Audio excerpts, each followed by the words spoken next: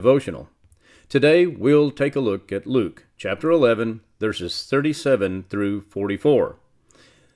Let's open our Bibles and begin. And as he spoke, a certain Pharisee asked him to dine with him. So he went in and sat down to eat. When the Pharisee saw it, he marveled that he had not first washed before dinner. Then the Lord said to him, Now you Pharisees make the outside of the cup and dish clean, but your inward part is full of greed and wickedness. Foolish ones, did not he who made the outside make the inside also? But rather give alms of such things as you have. Then indeed all things are clean to you. But woe to you Pharisees, for you tithe mint and rue and all manner of herbs, and pass by the justice and the love of God. These you ought to have done without leaving the others undone. Woe to you Pharisees, for you love the best seats in the synagogues and greetings in the marketplaces. Woe to you, scribes and Pharisees, hypocrites, for you are like graves which are not seen, and the men who walk over them are not aware of them. Here Jesus is confronting religious hypocrisy, particularly among the scribes and Pharisees. He gives us all a warning against focusing on outward appearances while neglecting a true transformation of our lives.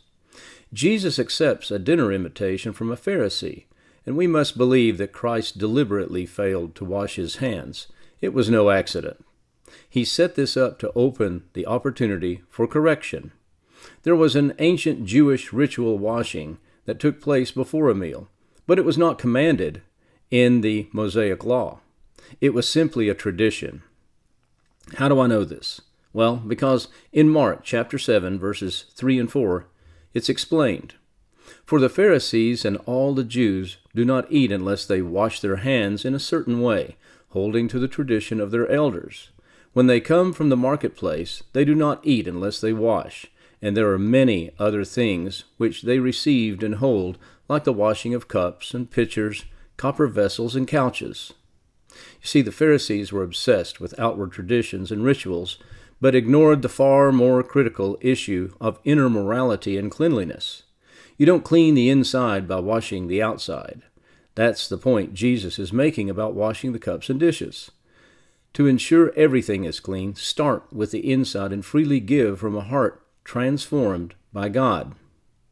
A good translation of verse 41 is, Give that which is within you as your offering. In his first woe against the Pharisees, Jesus calls out how they pay so much attention to the smallest things like tithing insignificant herbs, and yet overlook the big things like love and justice. He doesn't say they shouldn't do the small things, but not at the expense of the more significant things. His second woe addresses loving the spotlight and perks more than loving God. Those days are not so different than today. Many pastors in our time preach in ways intended to gain popularity and power rather than to convey scripture and truth. Their pride gorges on accolades while the Lord's sheep starve for the gospel. Woe to those in our time who do not feed his sheep. Jesus' third woe addresses hidden sources of defilement. For the Jews, any person who walks over an unmarked grave becomes defiled. In this way, a person could become defiled without even knowing it. He compares the Pharisees to unmarked graves, teaching traditions that seem authentic and are accepted, but in reality are corrupting and misleading. The shepherds are misleading the flock, and the sheep are unaware of it. These verses are not just a rebuke of religious leaders. Jesus is calling for authentic faith that God is focused on rather than traditions, love and justice rather than ritual minutiae, and a holiness that flows from within and gives freely.